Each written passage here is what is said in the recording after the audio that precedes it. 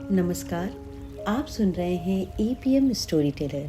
हमारे इस पॉडकास्ट का ये पहला एपिसोड है, तो हमने सोचा कि क्यों ना अपने इस पहले एपिसोड को हम माँ गंगा, यमुना और सरस्वती के नाम कर दें। इसलिए आज हम बात करेंगे भारत के सबसे प्रतिष्ठित और आध्यात्मिक आयोजन महाकुंभ के बारे में, इसके इतिहास के बारे में और जानेंगे कि 13 जनवरी से प्रयागराज की धरती पर जिस महाकुंभ का शुभारंभ हो चुका है उसके खास महत्व के बारे में। तो आइए इस दिव्य यात्रा की शुरुआत करते हैं और आपसे गुजारिश है कि आप आखिर तक हमारे साथ बने रहें। तो सबसे पहले बात करते हैं महाकुंभ के इतिहास के बारे में। दोस्तों, महाकुंभ भारतीय संस्कृति और आध्यात्मिकता का एक ऐसा प्रतीक है जो हजारों वर्षों से हमारी परंपराओं का हिस्सा रहा है। ये मेला हर 12 साल में एक बार गंगा, यमुना और अदृश्य सरस्वती के संगम पर आयोजित किया जाता है। इसकी जड़ें भारतीय पौराणिक कथाओं से जुड़ी है। अगर भारतीय मान्यताओं की बात करें तो उसके अनुसार देवताओं और असुरों ने समुद्र मंथन किया, जिससे अमृत कलश प्रकट हुआ। इस अमृत कलश को लेकर देवताओं और असुरों के बीच संघर्ष हुआ और इस संघर्ष के दौरान अमृत की कुछ बूंदें 4 पवित्र स्थानों पर गिरी: प्रयागराज, हरिद्वार, उज्जैन और नासिक। यही कारण है कि इन स्थानों पर कुंभ मेले का आयोजन किया जाता है। महाकुंभ का आयोजन वैदिक काल से होता आ रहा है। ऋग्वेद और अन्य वेदों में नदी स्नान और धार्मिक अनुष्ठानों का उल्लेख मिलता है। प्रयाग का उल्लेख तो तीर्थराज के रूप में महाभारत और पुराणों में मिलता है। वही बात मध्यकाल की करें तो 17वीं सदी में सम्राट हर्षवर्धन ने प्रयागराज में कुंभ मेले को संरक्षित और लोकप्रिय बनाने में महत्वपूर्ण भूमिका निभाई थी। चीनी यात्री हेनसांग ने अपनी यात्रा वृत्तांत में इसका उल्लेख भी किया है।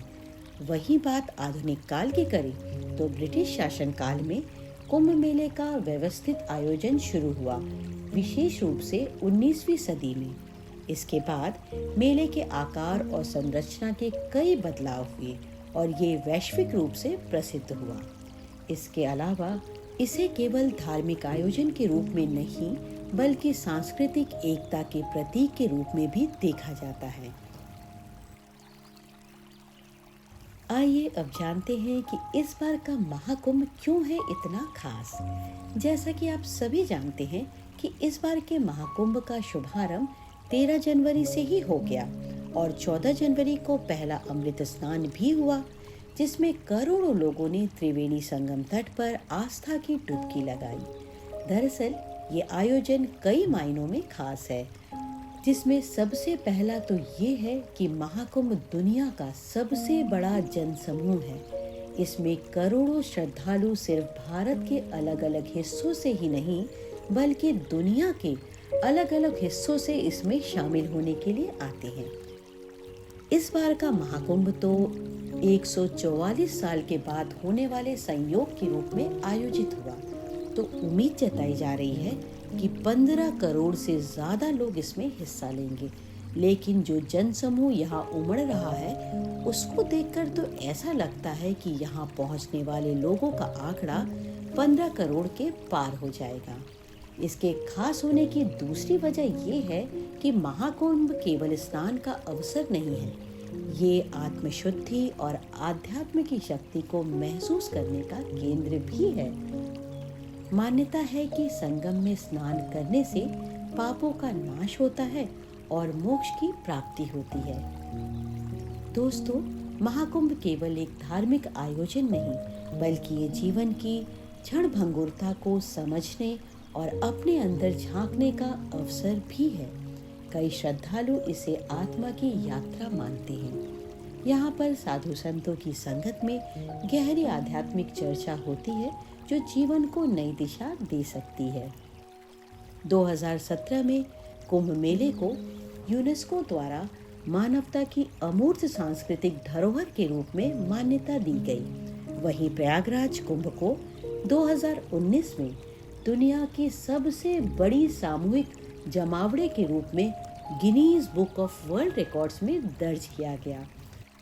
तो दोस्तों, ये था महाकुंभ के इतिहास और 2025 के महाकुंभ के महत्व पर हमारा विशेष पॉडकास्ट। अगर आपको ये एपिसोड पसंद आया हो तो हमें फॉलो करें और अपने दोस्तों के साथ साझा करें। आपसे अगले एपिसोड में फिर मुलाकात होगी। तब तक के लिए नमस्कार और हर हर गंगे।